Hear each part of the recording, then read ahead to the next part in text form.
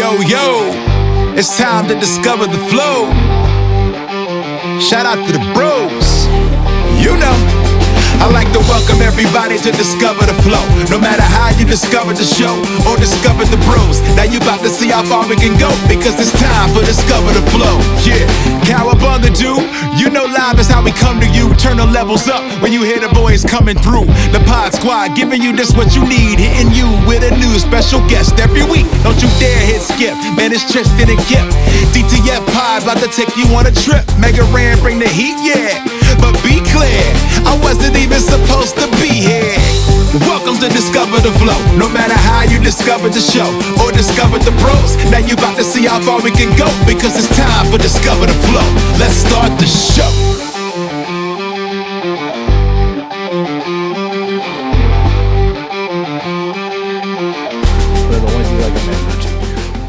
Just tell me when to get the hell out of your life and I'll do so.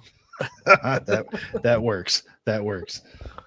By the way, don't feel bad about being in your girlfriend's spare room or whatever. We had Jim O'Hare from Parks and Recreation do this from his niece's bedroom. Yeah, that was entertaining. It explains the slightly feminine wall decoration behind me. I should have shotguns or a stuffed duck or something back there, but no, I have what looks to be some like I have a big flowers. fake dog. I see the dog. I see that. The good-looking hound. Oh yeah, he's the okayest boy. He's our third member of the podcast. He was always in the background of one of our shots. Nice. Yep. So, born in Texas, raised in Delaware, but where are you at today? Where do we find you? Today, I am in Los Angeles, in the burg, also known as Culver City, but I think Los Angeles always kind of covers it all. Yeah, I've been out here since 1987. In driving to this location, I drove right past where the first house I lived in when I moved to LA in 1987, and so I was doing some calculating about how much of my goddamn life I've spent here, and we're getting close to 40 years. So what made you decide to move to California? I was in New York City after I graduated from college in Portland, Oregon. I moved to New York. I was living there and being a starving writer in New York in the East Village for about 8 years, and decided I wanted to try and make more than $4,000 a year. And so I wrote a screenplay, and as fate would have it, it created about 7.5 minutes of a firestorm of interest, but it was enough to get me out here, and I did a round of meetings. And one of the meetings I took was at Paramount, and the executive gave me a job writing a screenplay. Oh wow! So I moved. So what screenplay was that? It never got made. It was a remake of an old movie in the Paramount Library. It was a Burt Lancaster, Kate Hepburn movie called The Rainmaker, which was essentially the exact same storyline as The Music Man. Okay. Con man comes to a small town, is going to fleece everybody of their last bottom dollar. The local spinster falls in love with him and convinces him to go right. Never got made. Almost sounds like a Hallmark movie. Yeah, well, they made them a little differently back in the day. You know, they were about. All you gotta do is set it like at real Christmas people. or Thanksgiving or something. You know. Yeah, your parents might know about The Rainmaker. It was a fairly successful movie. I think probably, I got to guess, in the late 50s is when that movie came out originally. What growing up led you down this path? Because I mean, everybody's got a backstory. Everybody comes from somewhere. Like, what drew you to writing and film and stuff like that? Oh gosh, I guess pretty much a lack of ability to be able to do anything else. It was the only thing I seemed to be good at. I was an okay student, but my memorization skills always seem to run a little short. So I couldn't follow my older brother into the field of medicine. My father had always wanted to be a writer, grew up in upper Minnesota, literally in a log cabin on the edge of a lake, first in his family to go to college. But because of that background, I think he was reluctant to follow those writerly dreams and became a psychologist instead, and ultimately a professor of psychology at the University of Delaware. But, you know, I always had an affinity for authors. As a teenage boy, like probably a million other teenage boys, I was heavily influenced by Ernest Hemingway. And, funny, since I've been talking about this a little bit more lately about where all these early influences come from, I picked up a Hemingway history. This is about the writing of his debut novel, The Sun Also Rises. But anyway, I thought, geez, that Hemingway prose looks pretty easy. I can do that. And, so that was a delusion, but it was enough to get me started. And I think that's a good start for authors, for would-be writers, is just imitate people. It's a good way to get the engine started. I got to agree with that, because I am on my second book now personally, and anytime anybody reads it, I get compliments of it seems like it's a Kevin Smith type of wording. And is it a screenplay or is it a novel? So the first one I wrote was a screenplay that I decided to turn into a book. Good. Which was an interesting process, learning, going from one to the other. You know what I mean? Yeah. That's how I became a novelist. Oh, really? Yeah. I had been a screenwriter for 3 decades. Did pretty good, got a couple movies made and made enough money with the ones that didn't get made to buy a house and put kids through school and all that good stuff. But, the business, as you know, the kind of movies that they make has changed radically over the last 10 or 15 years. And I had written a screenplay that I really loved and people were interested in. They thought it was written really well and it was exciting. All the boxes were checked, except it was a little too political for Hollywood. They didn't really want to make a political movie like that. It was called Deep State. I probably wrote it in about 2014, just when that phrase started to become popular.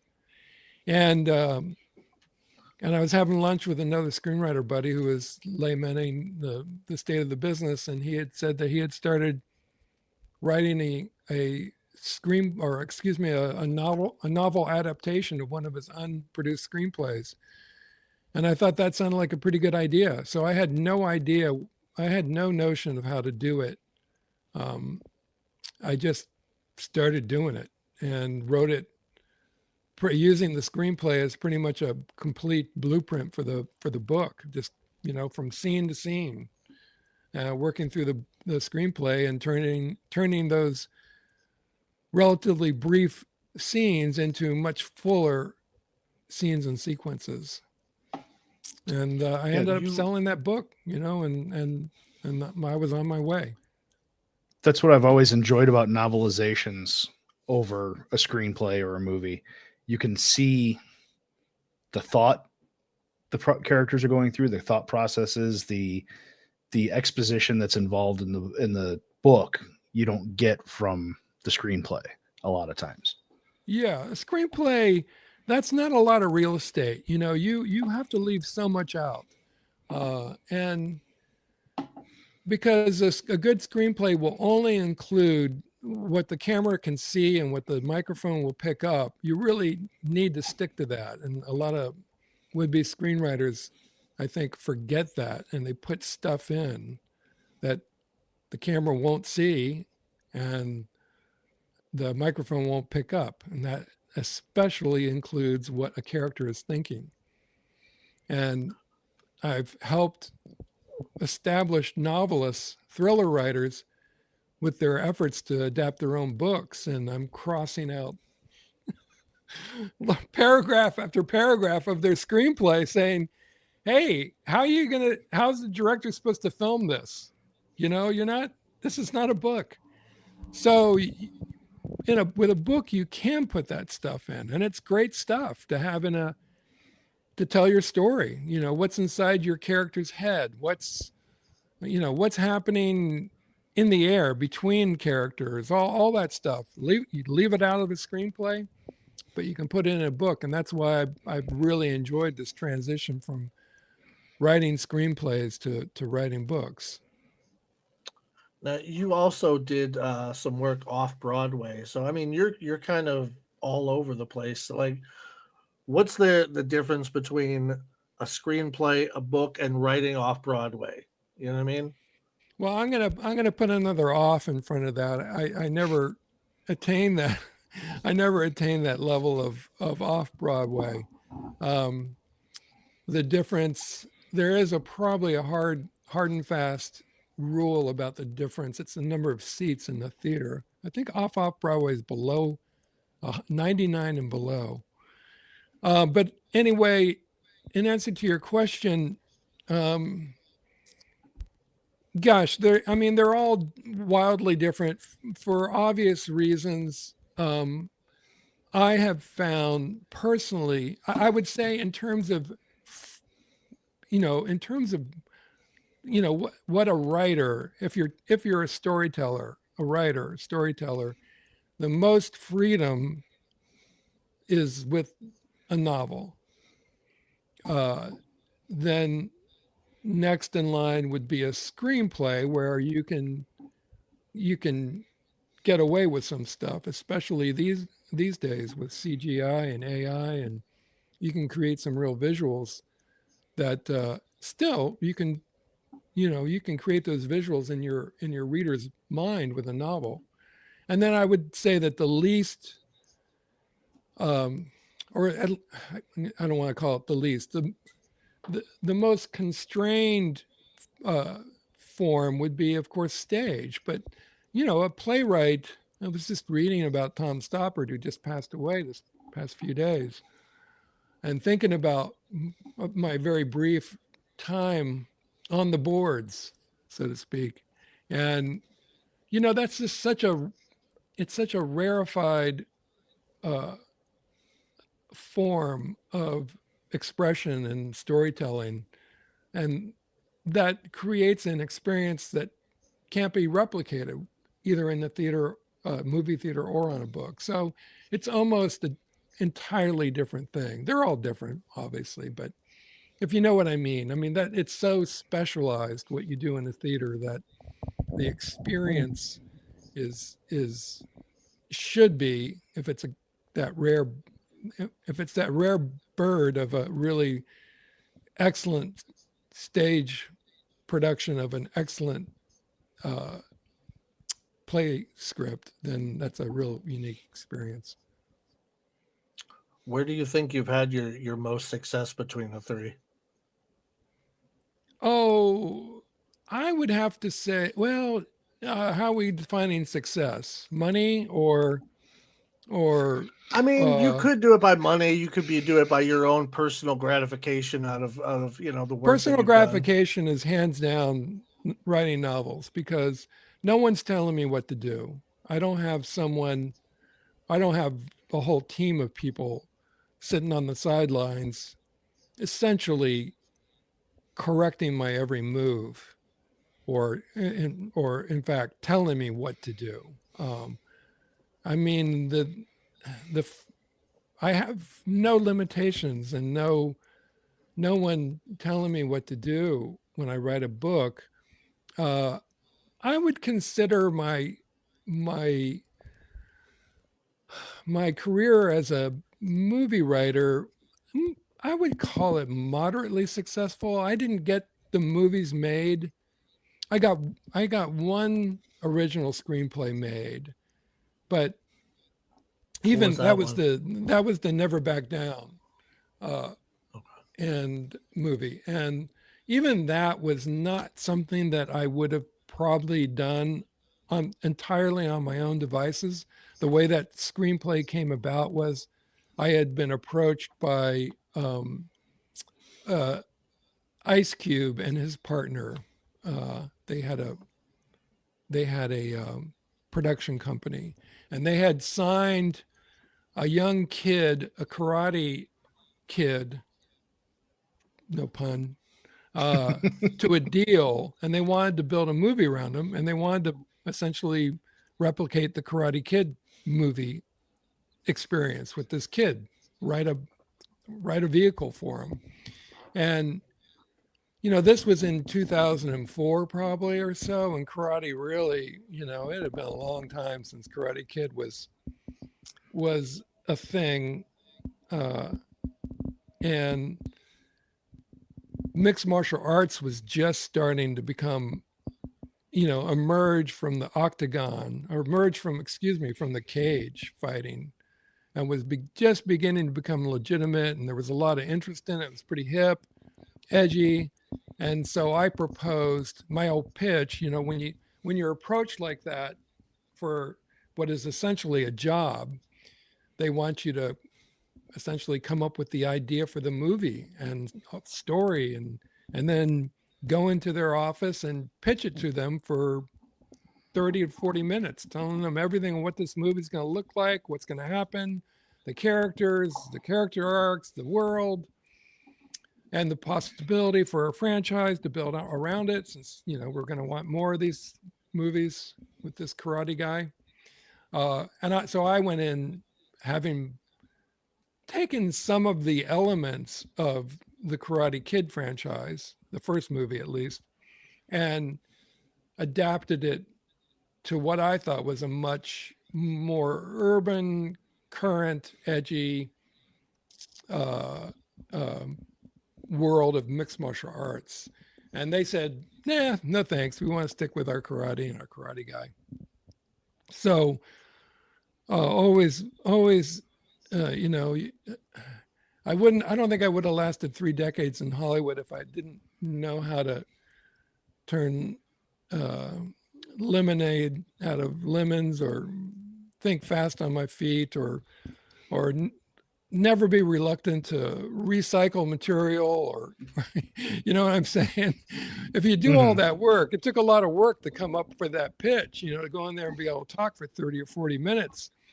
That's a lot of material. And luckily, it wasn't based on anything that they had told me. They had said, I got a karate guy and we want to do a movie that's like Karate Kid. So everything that I told them, I owned.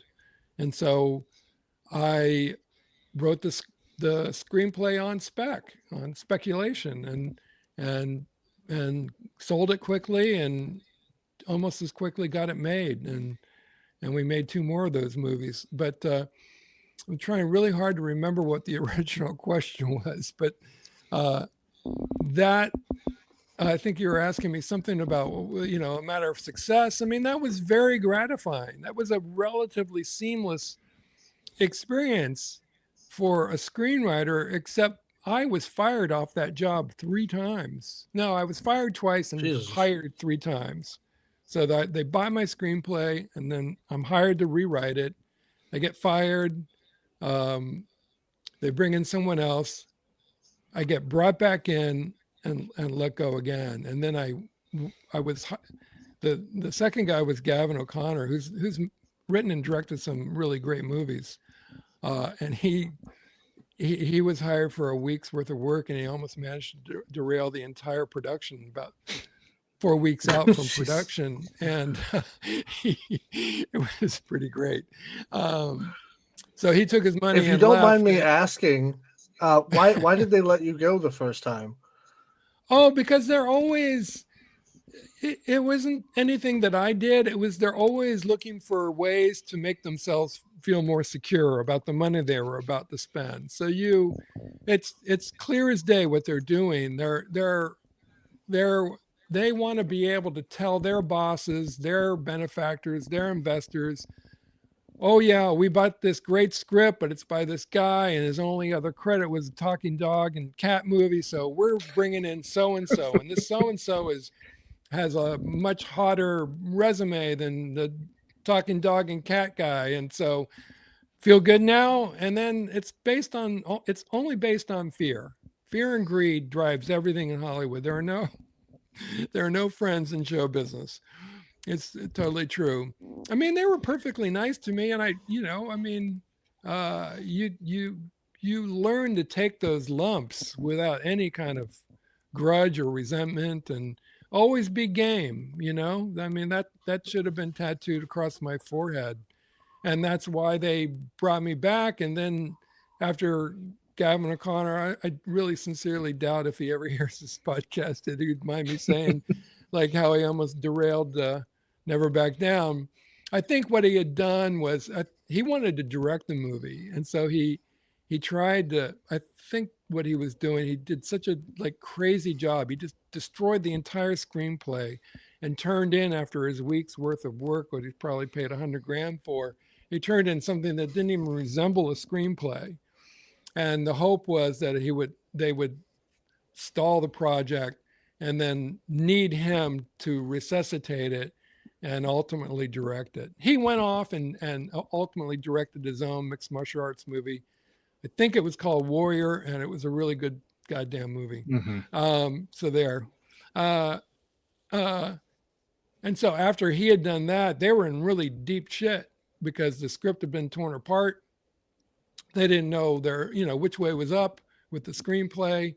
And I distinctly remember getting that phone call from the director, a younger guy than me, Jeff Wadlow, really good guy, who, along with the two producers of the movie, said, please come back. And that's when I had, the good fortune of flying to Orlando and participating in the early weeks of the production. I was writing pages as they were shooting them. And that was a lot of fun. So there's no better job for a writer.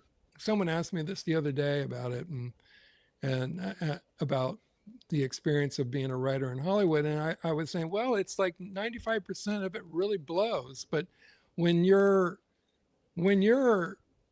on the set and they're speaking your lines, and you're seeing these scenes that you've written on a 8.5 by 11 piece of paper, turning into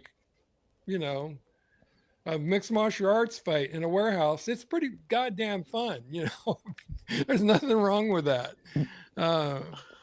So as somebody who's always been very curious about this, if you don't mind, would you be able to walk us through a little bit what it's like to actually go in and pitch something that you've written?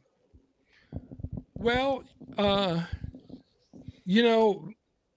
like I said, I still consider myself a screenwriter. If we set up any of my books for adaptation, I would hope to be the one to write them. So I've been doing this 35, 37 years or so. Pitching is the one thing I hated the most. So you're asking a guy who was not an expert at it. There are some people who are really, really good at pitching. Not too many, honestly. Not too many writers. But there are some that are very good at it. And back in the day, things are different now. They're just buying. They don't buy pitches like they used to. But in TV, it's a different animal. But in movies, back in the day, like I said, you would be expected to go in there for 30 or 40 minutes and talk and enthrall an audience of about 3 to 4 people. The executive, the person who's going to buy, who's seated behind their desk, and they may be nursing their baby. They may be picking lint off their lapel. They may be more often than not, looking over at their screen to see who's called since the meeting started. Then there'll be 2 creative executives in there taking notes, because they're going to tell the executive what the hell the writer just pitched, after I walk out of the office. And so it's a tall task to do that. So it's just a ton of preparation. You've got to figure out the movie, and then you've got to almost reverse engineer it and distill it down into a pitch, which is not a movie. It's not a screenplay. You can't just go in there, pitch the screenplay, or, I mean, that's not going to enthrall anybody. So it's learning how, essentially sort of the cadence of a pitch, of a good pitch, and then being fast on your feet when you're done, because they're going to ask questions. One of the best questions I ever got at the end of the pitch, it was a much bigger room. It was a conference room, and it was to, was it called Studio Canal or Canal Plus? I can't remember at this point, but it was a French company they were going to underwrite this movie, and at the and the French guy who ran the company was seated way down there at the other end of the marble conference room table, and I'm up on the opposite end, and both sides are lined with executives from both teams, and when I finish, the executive said, how much do you think it'll cost? the French guy. And I thought, oh, good. And we sold it. How much will the movie cost?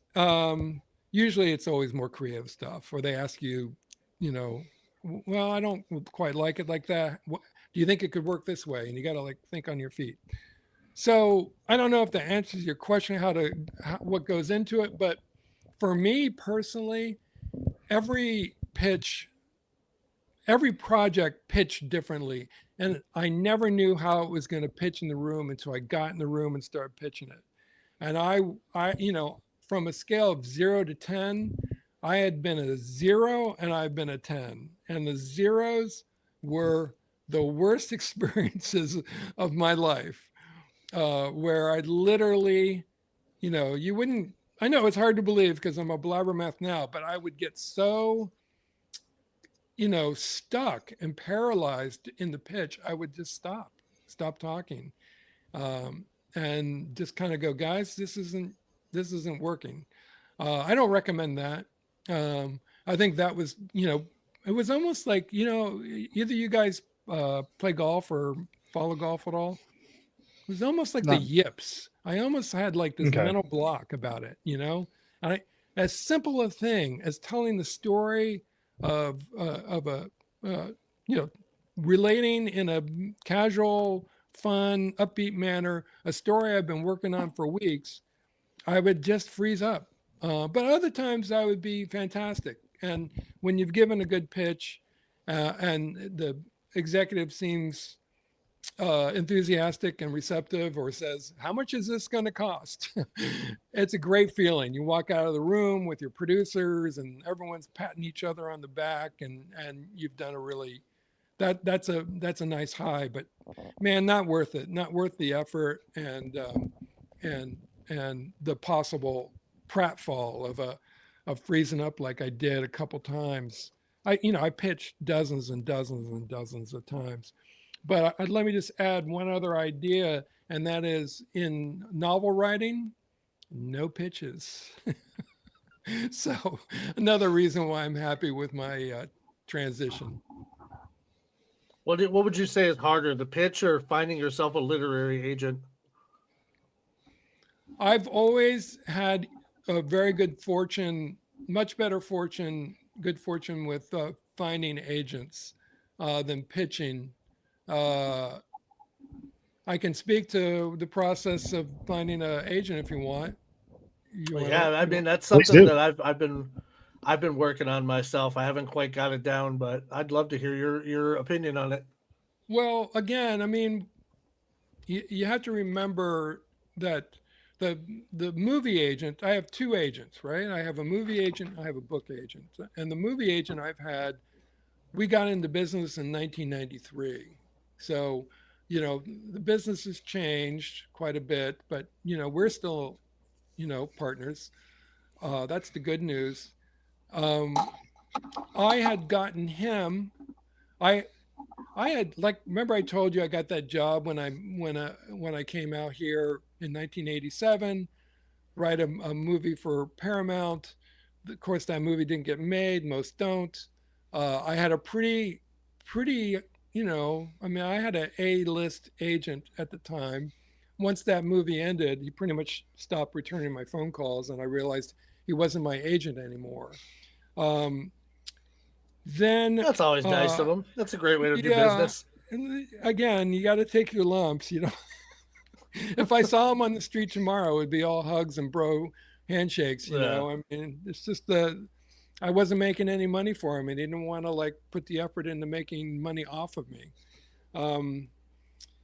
He's still in the business. I can't remember exactly how I got the interim agent, but he was darn useless, and I think he's gone. He's probably not in the business anymore, and so anyway, I'm suffering. I have a baby, a wife, and a shitty job. I'm typing for a law firm, so I've moved out here. I've committed, it's like I burned the boats, dudes. I had no choice but to make this thing work. And so I was still writing. I was the world's worst typist for legal typists, because I would always be sneaking off and going into empty offices where the lawyers weren't, and working on my screenplays while on the job. And I wrote one that I thought was pretty darn good. It was I called it Don Quixote, and it was I had taken the Don Quixote story and adapted it to present day Texas. So it's a crazy guy who thinks he's a Texas Ranger, and he's chasing after his delusions. Anyway, it was a good screenplay. I knew it was good. When you write something, you can tell, when it's good, I think. And so I had this, and I gave it to my interim agent, and he was like, yeah, this is a really good screenplay. I just don't know what to do with it. And so that wasn't a good enough answer for me. So I would hope not. And I'm getting to the crux of like how I got an agent. There was one guy I knew in town who could help me out, and he was the guy who actually had discovered my very first screenplay that I wrote in New York, and he's the one who sent it around and created that 7.5 minutes of firestorm interest in me and in the screenplay. And I flew out on my own dime, et cetera, et cetera. That guy, Ken Aguado, still in the business, really good guy, and didn't know me really from Adam. I mean, he only saw a good screenplay and a good writer and wanted to help a good writer out. God bless him. And so I went back to him. I went to it that well a second time, because he had gotten me out here the first time. I've been out here about 3 or 4 years, working in a law firm, baby, wife, blah, blah, blah. And I said, hey, Ken, I wrote this screenplay. I didn't even give him the screenplay. I didn't want to bother him with it. I said, but I need this interim guy who will go nameless, is this not working out for me? And he goes, let me make a call. And so he gave me the name of 2 agents. And I sent the screenplay to both of them. And the first guy who responded had just been fired by ICM, and he was starting out on his own. And I asked him, he said he'd love the screenplay, he'd love to represent me. And I loved that backstory. I knew he would be hungry. I didn't care. Like the first guy I had, big mucky muck office, didn't work for me. I wanted the guy who, he was paying his mortgage off of whether or not, I succeeded. And I just said, hey man, do you play golf? And he goes, boy, do I. And I go, great, we're in business. And I'm with that guy, to this day. That was 35 years ago. You want to hear about the book agent? Yeah, absolutely. Please. So I wrote that book, had no experience writing books, had no business writing books. My film agent had no contacts in the book bit world, except for the fact that he knew a few book agents because they approach him with their clients' books saying, hey, this one could really sell to Hollywood? You know, what can you do? And so he had those names, and he hit up a couple of them, and they said, sure, we'll take a look at your client's book. And one of them said, good book. It's just not it's not the type of book I handle. Try these 3 agents. So, you know, it was like one tenuous connection, another tenuous connection. We sent the manuscript to those few agents. One of them responded pretty quickly and said, great character. Great character. Love the character in your book. Your book won't ever sell. And I mean, my biggest ambition was just to get a book agent at this time, because I was fairly desperate to find a new avenue out of Hollywood, because I was tired of writing straight to DVD action movies. And so if I got a book agent who would help guide me to developing a career writing novels, I thought that would be a pretty great result. So I was all ears to this gal. And she said, what I really propose that you do is take the character, scuttle the book, and use that character in a new setting, because it was set in the White House.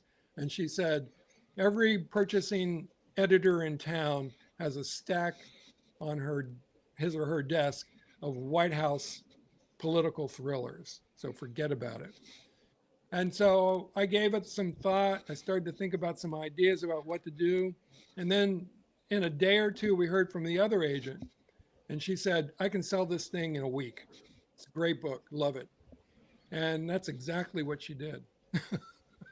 So obviously I went with the second agent. So, I mean, that's, I didn't pinpoint an answer, but I think from those experiences, you sort of can glean how it's done. I'm no genius. I don't have like, I wasn't born into the business. I'm not a Nepo baby. It really is possible if you've got the goods, if you got good material, it's going to, I mean, this is a cliche. I've heard it 1,000 times, and it's absolutely true. If it's good, it will be discovered, and you will get progress in your career as a, would-be writer. So what got you into the thriller genre, the political thriller genre? What was it about that spoke to you, that got your creative it's just juices something flowing? I mean, I'm a newspaper reader. I follow this stuff. I'm, it's probably a little bit to my detriment that my stuff comes off, especially in Hollywood, less so in the book world, especially in Hollywood. They do not want to touch anything that smacks of politics. Not in the last 10 years, honestly. So that's been it also seems like they're afraid to make like a real comedy as well. They're afraid to make most things, Tristan. I mean, we can do a whole nother pod on the difficulties of filmmaking, and the same is true with TV. I mean, it's become a real challenge, and I get approached by some of my friends and fellow thriller authors about helping them get into Hollywood, and I'm always of a mind to say, let's put it out there, let someone pick it up and run with it if they volunteer to do so, but do not invest much of your creative energy in it, because it's really, really hard. It's really, really hard. For every Jack Carr, there are dozens and dozens of projects books that get optioned that will never see the light of day. In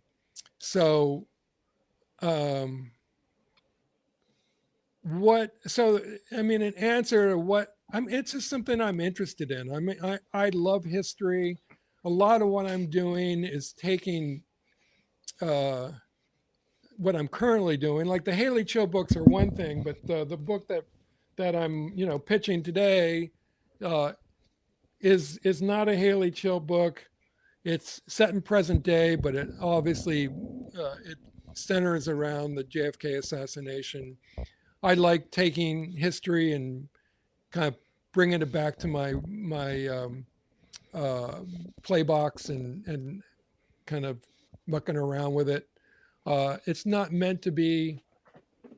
It's not even. I wouldn't call it historical fiction at all. I mean, I'm not trying to pass it off as true history or even whatever you would call that. It's I'm trying to entertain and make people think, as opposed to revealing what I think is the truth behind the history or secret history. It's really meant as entertainment. You have One of the hardest. Go a ahead. Dan Brown team up feel with the former Secret Service agent, the Jesuit professor, but then also there's like a Tarantino style twist with the ending that we won't give away of how you change it a little bit. Like with Tarantino, he likes to take history like Inglourious Bastards and switch it out. Yeah, I don't know if you read that in some of my socials, but I use Once Upon a Time in Hollywood all the time as a reference point. And that's a good one too. Yeah. And which that, is a that's a movie fantastic that movie. I love, and I just love that playfulness, and that's what I'm really trying to do is play with it, and I mean, people can hopefully will read it and have their imagination sparked and want to revisit some books, just in the same way that talking about Hemingway made me want to go back and kind of find out more about aspects of his story and what Paris was like in the 20s and 30s and all of that. It's all the toys in my playpen. That's how I look at history and politics. I try to stay away from pure politics. I mean, in my Hayley Chill books, of which I wrote 4, I don't know if you guys are familiar with those, but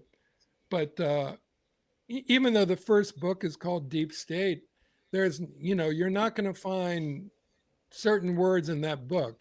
What I call my version of dirty words are Republican, Democrat, conservative, liberal. You're not doing it. Not doing it. That's his 7 dirty words you can't say on television.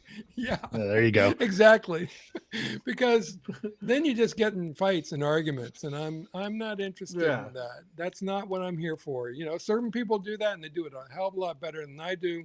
So I keep all that shit to myself. But this does have a good mix of historical fact with fiction kind of mixed together a little bit. My question is, how do you I wrote this one down because I wanted to word it right because it was important to me on this. How do you decide how and where to blur the line?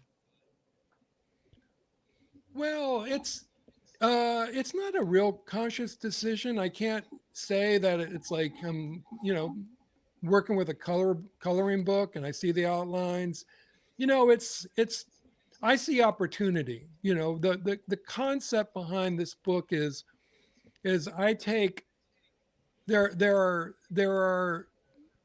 are any number of mysteries and unanswered questions surrounding the JFK assassination. And if you've read any of the books that kind of delve into the various conspiracies, you will encounter some of those mysteries and unanswered questions. And that's one of the reasons why I was drawn to the subject matter, because there was just so much to work with. But let's take an example, and it comes up in the book. This won't be a spoiler because it's so kind of oblique, but one of the great mysteries of the Kennedy assassination is what was Lee Harvey Oswald doing in Mexico City for, I think, 36 hours? They know what hotel he was staying in. They knew he went and rang the doorbell, the buzzer at the Soviet embassy. He went to the Cuban embassy. They knew what he was trying to do. He was trying to make his way back to the Soviet Union again. And when he was thwarted by the Soviets, Yeah, wasn't he thought, trying to get like citizenship there and everything? well, he had been there. No, he wanted to Yeah. return, and it's unclear why he wanted to go back, except that he was just having not much success in America again. So he went to the Cuban embassy in order to get a travel permit to go to Cuba, because he thought then he could go to the Soviet Union easier. And there are lots of conspiracies about why he was trying to go to the Soviet Union too, what he was up to.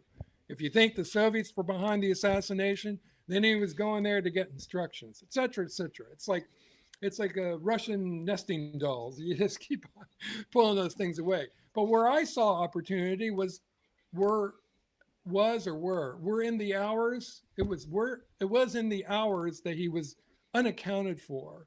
It's like, what was he doing? If he was closely watched by agents with the Central Intelligence Agency. And so as a fiction writer, I could fill in that blank and choose whatever I wanted, because no one knows what he was doing. So I take, and the answer I come up with in regards to those missing, hours is all in service of the ultimate reveal that I have, my shocking twist in the book. So I was able to pinpoint other mysteries, other moments in the events leading up to the assassination or incident in Dealey Plaza. Other mysteries that I filled in blanks that helped service, my ultimate reveal. Does that make sense? Mm-hmm. So Absolutely. It was like, with deciding where to blur the lines, it was really like the lines were there. The lines are there. It's like, what was Oswald doing, in Mexico City? I give you an answer. Okay. So since we're talking about JFK, and the book isn't quite a bit about the JFK assassination. Every generation has their great tragedy, right? In our generation, it was 9/11. It was the attack on the trade centers. For your generation, it was the Kennedy assassination. Everybody remembers where they were at that moment when the planes hit. Everybody remembers where they were. What do you remember about where you were and everything that happened when Kennedy was shot? It's a good question. It's funny.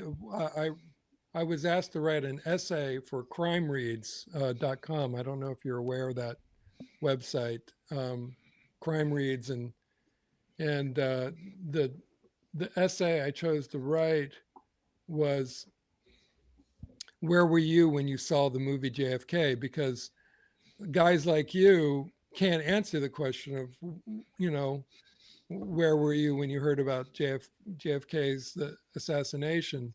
And so I went through a list of the different moments that, fictional representations of the event occurred. Like, by the way, for the record, I know where I was when I saw that movie. So. Yeah, right, right. And then so I went through four or five different. I went through 4 or 5 different events and tied them to what was going on in my life, ultimately ending up with when the Bob Dylan 17-minute long song Murder Most Foul came out in 2020, and right when the COVID was coming down on us. So anyway, so all that, is very much on my mind, Kip, about where I was. And I remember, I have the second, I have the world's worst memory. I'm gonna take the title. I have the world's worst memory, and there's very little that I remember from when I was that age.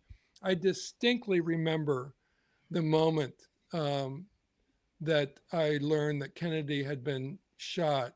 I was in first grade, standing in line, I think, to go into the either back into our classroom or into the cafeteria, and the word, was passed up and down the line. And it was, I was so young, it really didn't quite register. Only registered in the ensuing days, and sort of the reaction of the adult world was so extreme that I realized that something had gone down. But for some reason, I do remember the very moment that I heard, and very little else from that time. Where were you when you learned about the 9/11?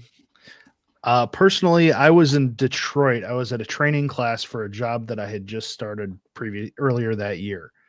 My parents were traveling from New York to Canada.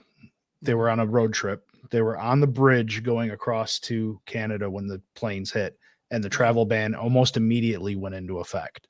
Wow. So they were on the bridge going from New York to Canada, and it took them like 4 hours just to get across the bridge. Wow. But I went into the training class that I was into, and they had a TV on, and watched the second plane hit. Yeah. Just as I walked in the room, it happened.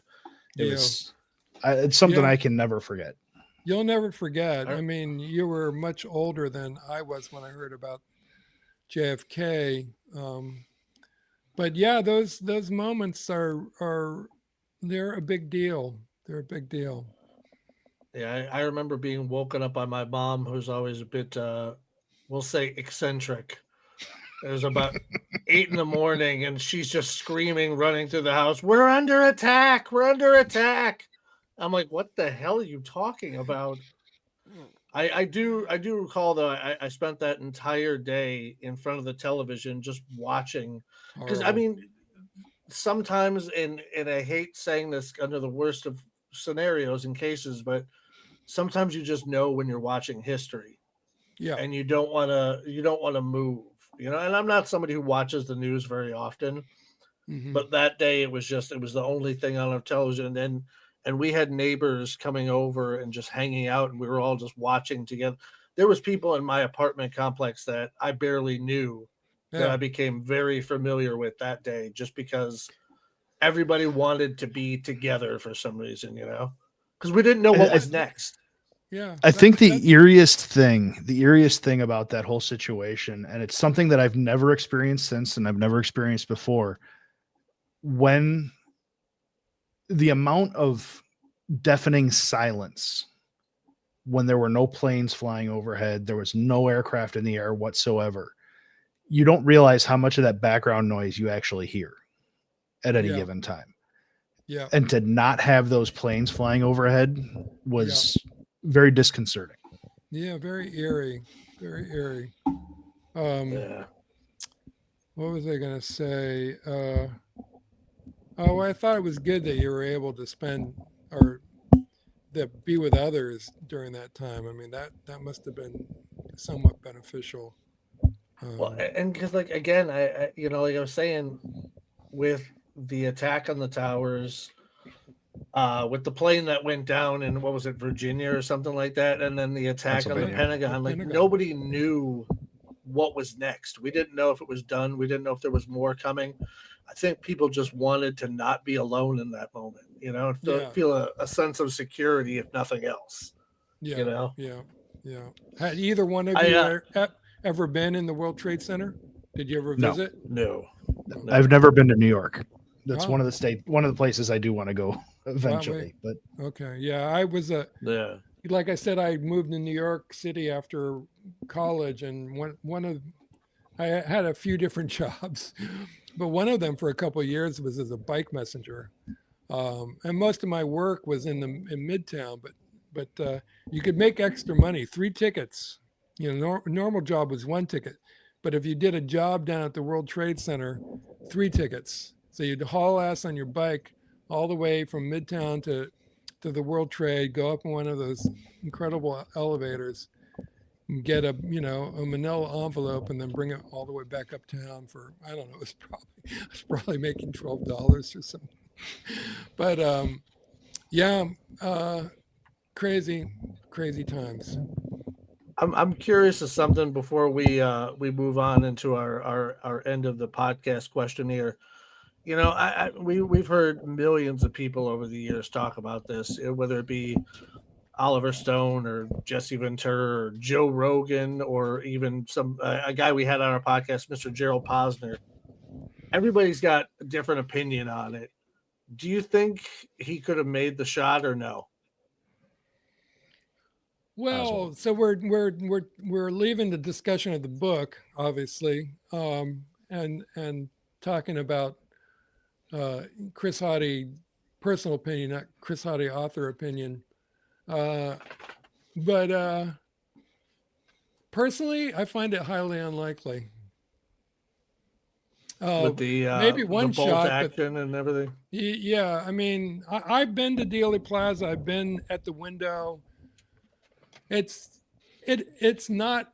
I mean, it's not a huge distance, but when you consider the amount of time, again, this is one of those open-ended mysteries. It's like I don't even get into ballistics, man. That's already been covered a lot, you know, back and to the left. Remember in JFK, back and to the left. So I don't even get into that stuff. So you can, I mean, there are probably whole books written just on the ballistics of aspects of what happened in Dealey Plaza. So and the short answer to your question is I find it highly unlikely. Even though he was a fairly decent marksman and trained marksman in the military, Oswald, there just wasn't much time, man. Yeah. And if it's you a look lot at to the do video, with the bolt action rifle. Yeah. If you look at the video, I mean, Kennedy's head goes back.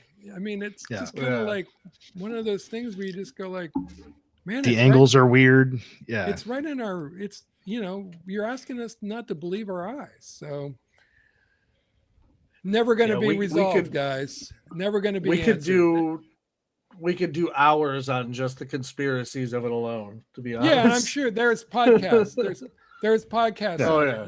And you know, I skim the surface. I'm just like, I'm cherry picking. I you know, this is really, you know, this book is really about our two characters and their journey, you know, and I'm using the JFK assassination. If you're into that stuff, you're going to have a good time. But it's also, if you want a story of redemption and you know, these two disparate characters learning to work together and accomplish something amazing, then, you know, you're going to be intrigued and entertained as well. So it's not, I can't spend, you know, 400 pages examining the ballistics. That's just not my thing, you know. For some people it is, but I need a little, you know, I need a little software with my hardware, if you know what I mean. I want some emotion, baby. Well, the best books written are all about character growth. It's about what happens to the characters. It's a character thing for sure. And being able to create two fictional characters that are interesting inside an already entertaining and interesting topic and world in itself is pretty good, I would say, in my book, or in your book, actually, out on sale today. I see what you did there. Today. But before we do our questionnaire at the end, would you like to tell everybody where they could find you on socials and where they can find your wonderful book now? Well, the book is everywhere. And, you know, Barnes & Noble, Amazon, it's, you know, your local shop. I've had an interesting last few days because some of the shops couldn't find the book in their warehouses. I won't go into the gritty details of that experience, but the book should be, if it's not on the shelf of your local bookstore, your favorite bookstore, and I always encourage people to go to their indies, you know, just ask for it and they'll get it to you in a matter of a few days, and it'll still be there. You don't need to have Amazon drop it off at your doorstep, you know, within 5 hours of your order. But it's everywhere. It really is. I got a great I got a great narrator. I finally just today for the first time heard an excerpt of the book as narrated for the audiobook, and Max Sanderson, really great job. I really am happy with what he did. So that's 11 hours plus of your audio entertaining pleasure right there. This guy right here, he's an audiobook guy. Yeah, I consume audiobooks like they're going out of style. Yeah, I've gotten into podcasts, so maybe audiobooks is my next step. As far as my socials are concerned, you see my name up there on the screen, Chris Hauty. The only other people with that last name are my sons and my brother. Maybe my sister changed her name back. So there's 4 other people with that last name. You will find me on social media just by ramming those 2 names together and putting a dot after it or an @ sign in front of it. Very easy to find. So just search for Hotties on the internet. Yeah, wait, search for Hotties. That might have came out wrong. Exactly. Okay.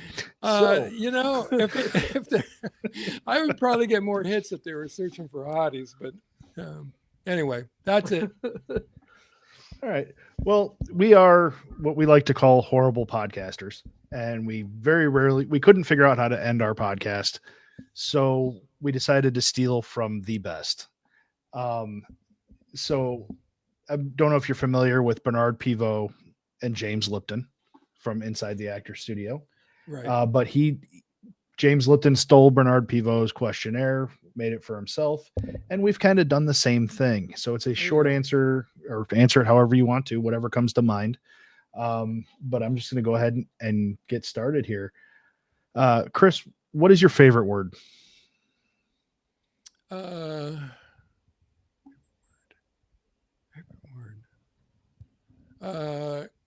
Alabaster. Okay. What is your least favorite word? That's kind of 2-word. Lima bean. Okay. Creatively, what turns you on? Music. And creatively, what turns you off?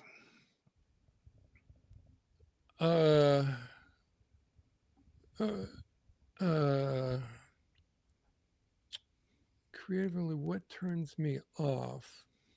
If I'm to be creative, is that the idea? Yep. Fatigue. Okay. What sound or noise do you love? The sound of ocean waves. What sound or noise do you hate? That's super easy. Leaf blowers. Okay. What profession other than your own would you like to attempt? Astronaut. What profession other than your own would you not like to attempt? Coroner. What is your favorite curse word? Fuck off. And the last one, if heaven exists, what would you like to hear God say when you arrive at the pearly gates?